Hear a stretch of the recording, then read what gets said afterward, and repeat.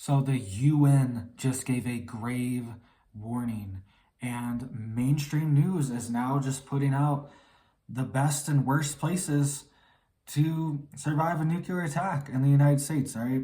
Very nonchalant article, very just, hey, there's going to be a nuclear war. At least we told you where to be, where to go, all right?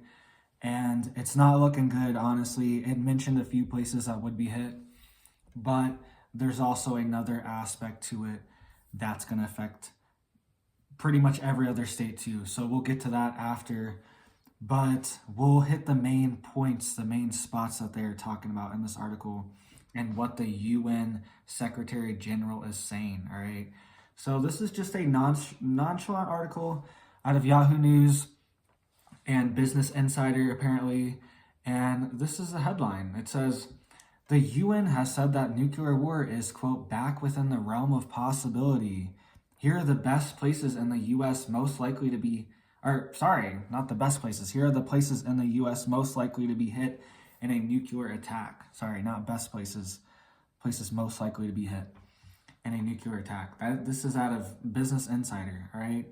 And the UN Secretary General was warning it's back within the realm of possibility, all right? So very serious that this is happening in mainstream news, that they're coming out with this, and just all right, this is what's happening. So it says a Russian nuclear attack would likely focus on high value targets in North Dakota or Montana, all right?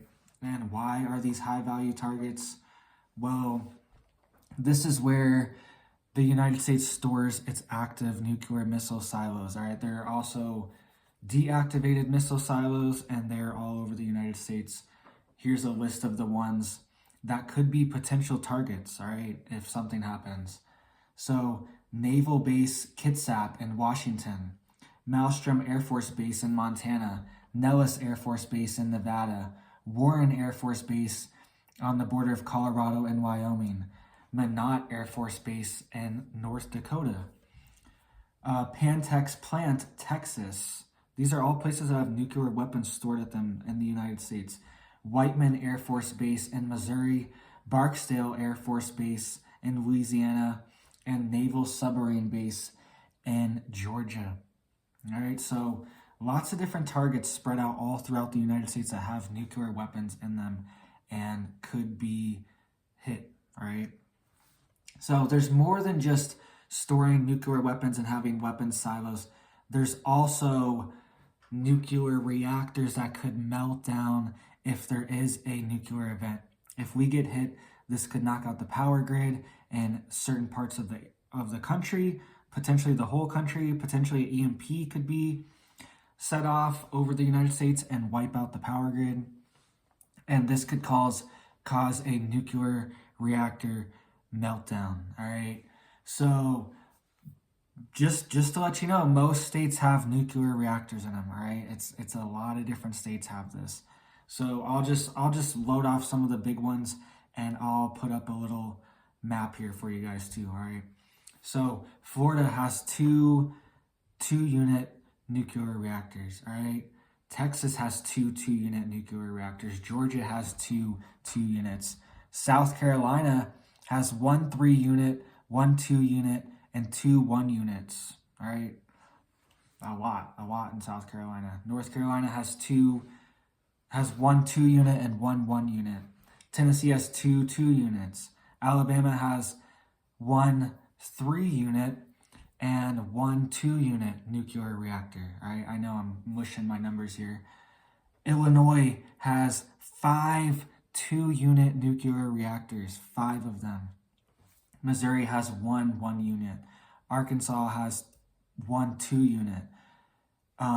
California has 1 2-unit. Arizona has 1 3-unit. All right. This is all over the country. All right.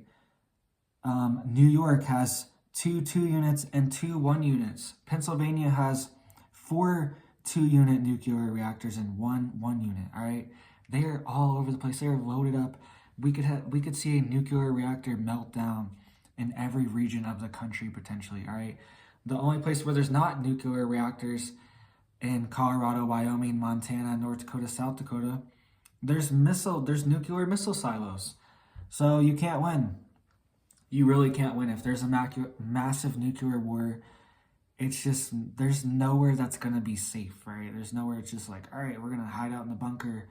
Like, yes, you will most likely survive. Most people will probably survive the initial blast. Okay, but then it's like, what comes next? All these nuclear reactors melting down, all this nuclear fallout in the air. Who wants to live in this dystopian world where essentially everything is just poisoned, all right? Everything is just melting down, literally and figuratively. And that's the world we're going to live in, all right? So the moral of the story is there's really nowhere safe, all right? There's really nowhere safe. Everywhere's bad.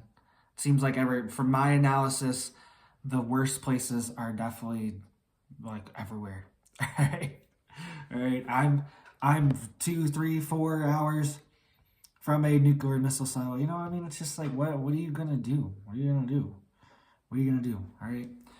So let me know what you guys think. Let me know what area you're in, what state you're in. All right. Do you think your state will be safe if something happens? All right. Maybe, I guess, Idaho looks kind of good. There's no nuclear reactors and there's no missile silos there. Maybe Idaho or Nevada, something. But who knows? The West Coast could be vulnerable from attacks from Russia as well, right? They could get their subs right up in there on the West Coast, cause massive damage. They could potentially cause a tsunami, right? A nuclear tsunami. This has been talked about. And they could potentially cause, who knows, maybe like earthquakes or something. Who knows what kind of weaponry is really out there. There could be seismic weapons. Maybe there already is. Maybe I just don't know about it. Let me know if that's a thing. Seismic weapons that can cause earthquakes. That's probably a thing, or that's probably in the cards. You know what I mean? It's probably like trying to be developed if it's not already developed, because an earthquake weapon that, you know, and all it would take is a massive detonation to potentially trigger a fault line. You know what I mean? That's probably the theory behind it. Who knows? That could hit the West Coast as well. So I just feel like nowhere's really safe, honestly. Alaska's right there next to Russia. Honestly, they'll probably try to hit Alaska like one of the first targets. Honestly, just my opinion, because I've thought about moving to Alaska, like, oh, bug out to Alaska, but it's right there next to Russia. I mean, they could probably take it over if they wanted to. All right, and we're pretty far away, mainland USA, from Alaska. I know there's lots of bases there and everything, but Russia is essentially like touching Alaska over there. All right, so let me know what you guys think. Let me know where you think the best area is in the United States, the safest area. I know tons of people have covered this topic before, like Joel Skousen in his book Strategic Relocation. I believe he came to the conclusion that around Idaho essentially is the best area. So maybe that is the best spot. So let me know, do you live in Idaho? Do you think that's the best spot? Let's all move to Idaho. I'm joking. All right. I'm joking, but it seems like a good spot. So let me know what you think, and you guys have a big old blessed day.